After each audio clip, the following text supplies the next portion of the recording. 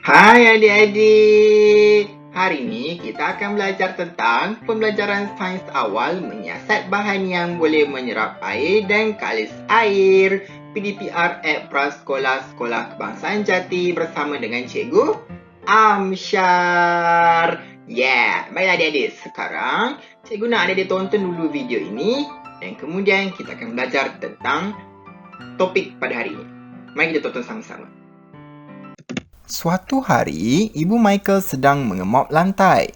Tiba-tiba, Michael tidak sengaja tertumpah susu di atas meja dan alas meja menjadi basah.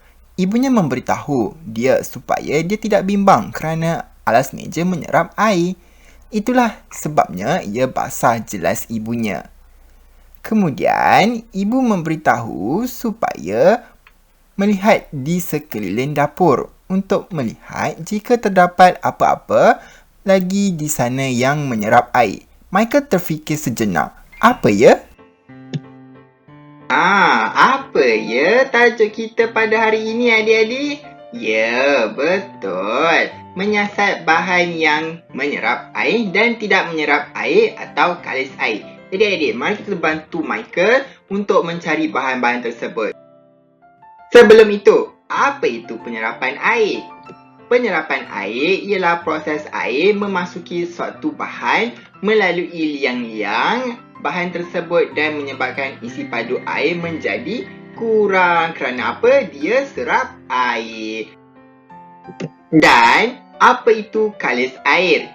Kalis air ialah bahan yang tidak dapat memasuki melalui liang-liang bahan tersebut dan menyebabkan isi padu air tetap sama. Bermakna di sini bahan itu tidak boleh menyerap air. Okey? Jadi sekarang mari kita menyiasat bahan yang menyerap air. Tonton video ini. Kita bantu Michael, okey? Jom. Hai adik-adik, hari ini kita nak jalankan penyiasatan ke atas bahan yang menyerap air dan juga tidak menyerap air. Boleh? Okay, bahan-bahan yang kita perlukan ialah dulang, air yang berwarna, plastik, sudu, kain, tisu, cawan dan berbola kapas. Okey, kita lihat dulu bahan yang pertama iaitu plastik. Okey, pertama sekali adik-adik perlu tuangkan air ini ke atas dulang ini. Okey. Nampak tak cikgu tuangkan? Nampak tak? Okey, warna apa ni? Warna merah. Pandai. Sekarang kita ambil bahan yang pertama. Okey, cikgu ada plastik pembungkus. Okey, cikgu nak tengok dia boleh serap atau tidak. Dia boleh serap atau tidak adik-adik? Mari kita lihat. Macam tidak. Dia tidak serap air lah adik-adik. Jadi plastik tidak menyerap air. Sebab apa? Cuba adik tengok. Air ini masih kekal berada di sini. Tiada apa-apa perubahan. Okey, seterusnya kita lihat pula. Apa ni adik-adik? Ini ialah kapas. Mari kita lihat. Sama ada dia menyerap air atau tidak. Okay. Tengok tu adik-adik. Hilanglah adik-adik air tu. Nampak tak? Hilanglah air-air tu. Jadi maksudnya kapas menyerap air. Okey, jadi bahan yang serap air cikgu letak di tepi. Di belah sini, ini ialah bahan yang menyerap air dan ini ialah bahan yang tidak menyerap air. Okey, seterusnya kita lihat pula bahan yang seterusnya. Kita tuangkan air lagi. Okay, bahan yang seterusnya ialah cikgu ambil apa ni? Sudu, digunakan untuk makan dan minum. Pandai. Jadi cikgu letak di sini. Dia serap air ke tak adik-adik? Cepat teka. Dia serap air ke tidak? Cikgu, dia tak serap air. Pandai. Nampak tak? Dia tidak serap air. Cikgu buat macam ni pun dia tak serap air. Tak jadi apa-apa pun dekat air. Betul tak? Jadi ini ialah bahan sudu yang tidak menyerap air. Dia kalis air. Jadi cikgu letakkan di sini. Okey, seterusnya, bahan yang seterusnya kita lihat pula. Ha, apa ni adik-adik? Tisu. Aha, jadi adik-adik, tisu ini agak-agak adik dia serap air tak adik-adik? Ha, mari kita lihat. Ada yang kata ya, ada yang kata tidak. Okey, mari kita lihat dia serap air atau tidak. Wah. Adik-adik, mana air tu adik-adik? Cikgu dah bawa sampai ke hujung ni adik-adik. Ha, pandai. Tisu menyerap air. Nampak tak? Jadi warna merah dah tisu ni. Nampak tak dia serapkan air warna merah ini. Ha, pandai adik-adik. Dia menyerap air. Nampak tak basah? Kalau cikgu perah ni, dia keluar balik air tu. Cikgu lap balik. Ha. Okey. Jadi tisu menyerap air. Okey, yang seterusnya. Kita tambah lagi air sikit. Yang seterusnya, kita ambil apa ni?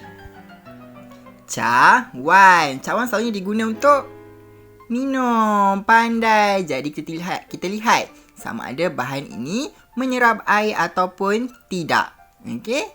Ada yang kata ya, ada yang kata tidak. Mari kita lihat. Cikgu pusing-pusingkan sedikit. Kita tengok dia serap ataupun tidak. Sekarang cikgu angkat. Dia serap ke tidak? Mari kita tengok. Ha, dia tidak menyerap air lah adik-adik. Tengok tu, air masih ada di sini. Kuantiti air masih sama banyak. Jadi, cawan tidak menyerap air. Jadi, bahan yang tidak menyerap air, kita letakkan di sini. Okey, cikgu kelaskan dia. Bahan yang serap air dan bahan yang tidak serap air. Okey, kemudian, kita tengok pula. Apa ni? Ha, ini ialah kain. Okey, kain. Jadi kita lihat sama ada bahan ini menyerap air ataupun tidak. Okey? Kita lihat. Ada yang kata ya, ada yang kata tidak. Mari kita lihat. Cikgu letakkan di atas air ini. Ha, adik-adik, apa yang dah terjadi kepada air itu? Hilang. Uish, merah dah kain cikgu. Jadi, bahan ini iaitu kain ini menyerap air. Nampak tak? Dah tak ada air dah atas dulang ni. Betul tak? Ye. Ha, adik-adik. Jadi, kita ada bahan yang menyerap air dan bahan yang tidak menyerap air. Okey, bahan yang menyerap air kita ada kain, tisu dan juga kapas. Okey, pandai. Yang tidak menyerap air kita ada sudu, pandai. Ini apa? Plastik dan juga cawan. Boleh tak adik-adik? Adik-adik boleh jalankan penyiasatan ini ke atas bahan-bahan yang adik-adik ada. Boleh kan? Itu sahaja untuk hari ini. Sebelum tu tonton video yang seterusnya untuk Baik adik-adik, tadi adik-adik dah belajarkan bahan-bahan yang menyerap air dan tidak menyerap air. Jadi adik-adik, apa kepentingan bahan menyerap air dalam kehidupan seharian kita? Yang pertama, tuala digunakan untuk mengeringkan badan selepas mandi. Betul tak adik-adik? Yang kedua, tisu membantu mengelap hingus ketika selsema. Okey? Dan yang ketiga, kapas menyerap darah yang keluar daripada luka. Pandai. Bagaimana pula dengan bahan yang tidak menyerap air? Kepentingannya yang pertama, sudu digunakan untuk makan dan juga mencedok kuah. Yang kedua, plastik digunakan untuk membawa ikan peliharaan pulang ke rumah dengan selamat. Dan yang ketiga, cawan digunakan untuk mengisi air jika cawan itu boleh serap air. Adik-adik apa yang akan jadi? Adik-adik punya air yang ada isi dalam cawan tersebut hilang. Sebab apa? Cawan menyerap air. Betul tak? Jadi, sebab itulah cawan itu tidak menyerap air. Itu sahaja untuk hari ini. Arahan kepada ibu bapa. Hantarkan satu video kanak-kanak menjalankan penyiasatan ke atas bahan yang boleh menyerap air dan tidak boleh. Dan minta kanak-kanak untuk mengelaskan bahan tersebut. Kemudian minta kanak-kanak untuk menyatakan satu kepentingan bahan menyerap air dan tidak di dalam kehidupan seharian. Itu sahaja. Bye.